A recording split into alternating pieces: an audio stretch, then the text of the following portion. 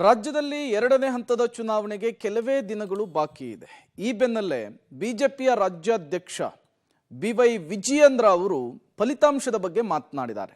ರಾಜ್ಯದಲ್ಲಿ ಈ ಬಾರಿ ನಾವು 24 ಲೋಕಸಭಾ ಕ್ಷೇತ್ರದಲ್ಲಿ ಗೆಲುವನ್ನು ಸಾಧಿಸುತ್ತೇವೆ ಅಂತ ಹೇಳಿ ವಿಶ್ವಾಸವನ್ನು ವ್ಯಕ್ತಪಡಿಸಿದ್ದಾರೆ. ಯಾದಗಿರಿಯಲ್ಲಿ ಬಿಜೆಪಿಯ ರಾಜ್ಯಾಧ್ಯಕ್ಷ ಬಿವೈ ವಿಜಯೇಂದ್ರ ಮಾತನಾಡಿದ್ದಾರೆ. ಕಾಂಗ್ರೆಸ್ಗೆ ಅಧಿಕಾರ ಹಾಗೂ ಹಣಬಲದ ಮೇಲೆ ಗೆಲ್ಲುವ ಭ್ರಮೆ ಇದೆ. ಕಾಂಗ್ರೆಸ್ ಮಂತ್ರಿಗಳು ಶಾಸಕರ ಉದ್ದಟತನ ಜನ ಗಮನಿಸ್ತಾ ಇದ್ದಾರೆ ಅಂತ ಹೇಳಿ ಗುಡುಗಿದ್ದಾರೆ.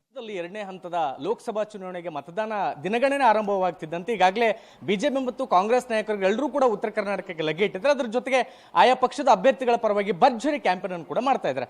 ಈಗ ಸ್ವತಃ ಬಿಜೆಪಿ ರಾಜ್ಯಾಧ್ಯಕ್ಷರಾಗಿರ್ತಕ್ಕಂಥ ಬಿವೈ ವಿಜಯೇಂದ್ರ ಅವರು ತಮ್ಮ ಪಕ್ಷದ ಅಭ್ಯರ್ಥಿಗಳ ಪರವಾಗಿ ಕ್ಯಾಂಪೇನ್ ಆರಂಭಿಸಿದ್ದಾರೆ.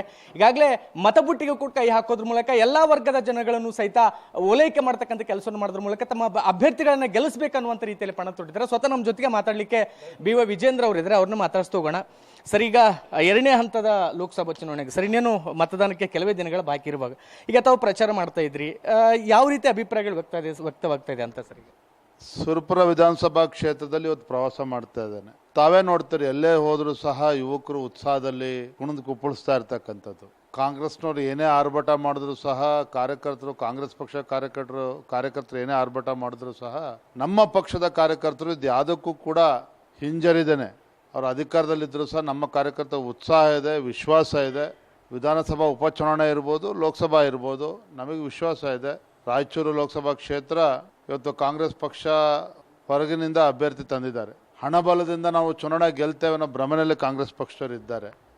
ಆದರೆ ಸ್ವಾಭಿಮಾನಿ ಮತದಾರರು ಈ ಒಂದು ಲೋಕಸಭಾ ಕ್ಷೇತ್ರ ನಮ್ಮ ಸಂಸದರಾಗಿರ್ತಕ್ಕಂಥ ರಾಜಾ ಅಮರೇಶ್ ನಾಯಕರವರು ಹೌದು, ಉತ್ತಮ ರಾಜಕಾರಣಿ ಇದ್ದಾರೆ, ಸಜ್ಜನರಿದ್ದಾರೆ, ಅವರನ್ನೇ ಮತ್ತೊಮ್ಮೆ ಗೆಲ್ಲಿಸಬೇಕು ಅಂತೇಳಿ ಈಗಾಗಲೇ ತೀರ್ಮಾನ ಮಾಡಿದ್ದಾರೆ.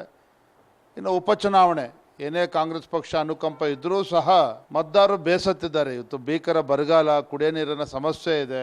ಇವತ್ತು ಕಾಂಗ್ರೆಸ್ ಪಕ್ಷ ಶಾಸಕರು ಮಂತ್ರಿಗಳ ಒಂದು ಉದ್ದಟತನ ಎಲ್ಲವನ್ನೂ ಸಹ ಜನ ಗಮನಿಸ್ತಾ ಇದ್ದಾರೆ. ಪರಿಣಾಮ ಇವತ್ತು ಅದು ನಮಗೆ ವರದಾನ ಆಗ್ತದೆ. ಭಾರತೀಯ ಜನತಾ ಪಾರ್ಟಿ ನಮ್ಮ ಅಭ್ಯರ್ಥಿ ರಾಜು ಗೌಡರು ಸಹ ಉಪಚುನಾವಣೆಯಲ್ಲಿ ಗೆಲ್ತಾರೆ. ಲೋಕಸಭೆಯಲ್ಲೂ ಸಹ ನಮ್ಮ ಸಂಸದರು ಗೆಲ್ತಾರೆ, ಮತ್ತೆ ಎರಡನೇ ಬಾರಿ ಗೆಲ್ತಾರೆ ಅವರು ಕೂಡ. ಸರ್, ಈಗ ಮೊದಲನೇ ಹಂತದ ಮತದಾನ ಮುಕ್ತಾಯ ಆಗಿದೆ ಸರ್. ಈಗ ಮತ್ತೆ ಎರಡನೇ ಹಂತದ ಮತದಾನ ಇರತಕ್ಕಂಥ ಕ್ಷೇತ್ರಗಳಿಗೆ ಬರ್ತಾ ಇದ್ರಿ ಸರ್. ಸೊ ಅಲ್ಲೂ ಮತ್ತು ಇಲ್ಲೂ ಯಾವ ರೀತಿಯ ವ್ಯತ್ಯಾಸಗಳಾಗ್ತದೆ ಮತ್ತು ರೆಸ್ಪಾನ್ಸ್ ಹೆಂಗೆ ಬರ್ತಾ ಇದೆ ಅಂತ ಸರ್, ಜನರ ಕಡೆಯಿಂದ ಮತದಾರ ಕಡೆಯಿಂದ ಅಂತ? ಮುಖ್ಯಮಂತ್ರಿಗಳು ಡಿ.ಕೆ. ಶಿವಕುಮಾರ್ ಅವರು ಏನೇ ಬೊಬ್ಬೆ ಹೊಡೆದ್ರು ಸಹ ಮೊದಲ ಹಂತದ ಚುನಾವಣೆ ನಡೆದಿದೆ. ಮೊನ್ನೆ ದಿನ 20 ಮತದಾನ ಆಗಿದೆ.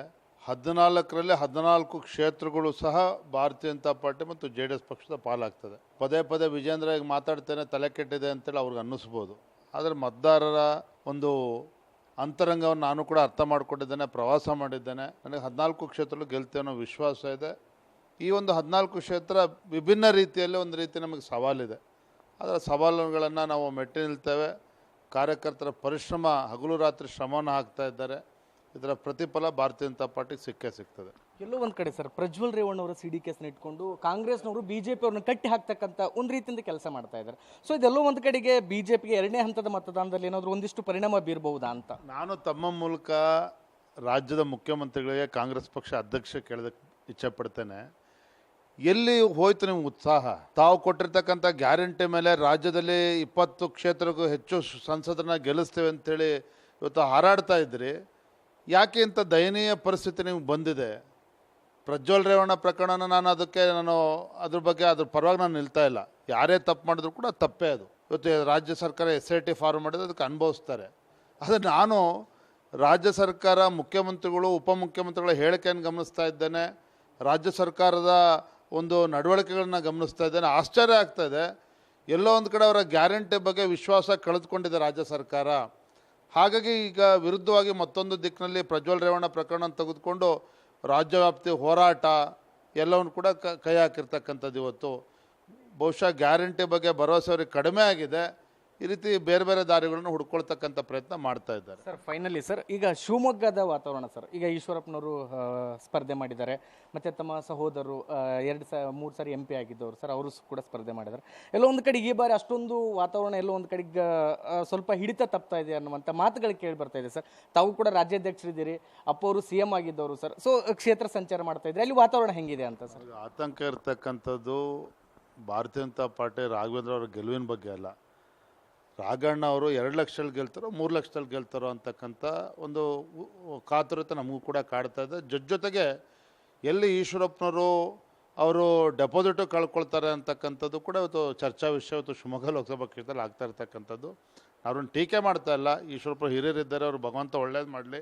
ಆದರೆ ಒಂದಂತೂ ಸತ್ಯ, ನರೇಂದ್ರ ಮೋದಿಜಿಯವರ ಜನಪ್ರಿಯತೆ, ರಾಘವೇಂದ್ರ ಅವರ ಅಭಿವೃದ್ಧಿ ಕೆಲಸ ಕಾರ್ಯಗಳು, ಯಡಿಯೂರಪ್ಪನವ್ರ ತಂದೆಯವರ ಆಶೀರ್ವಾದ, ಕಾರ್ಯಕರ್ತರ ಶ್ರಮ, ರಾಘಣ್ಣವ್ರು ಖಂಡಿತ 2-3 ಲಕ್ಷ ಅಂತರಲ್ಲಿ ಗೆಲ್ತಾರೆ. ನಮ್ಗೆ ಯಾವುದೇ ಅನುಮಾನ ಬೇಡ.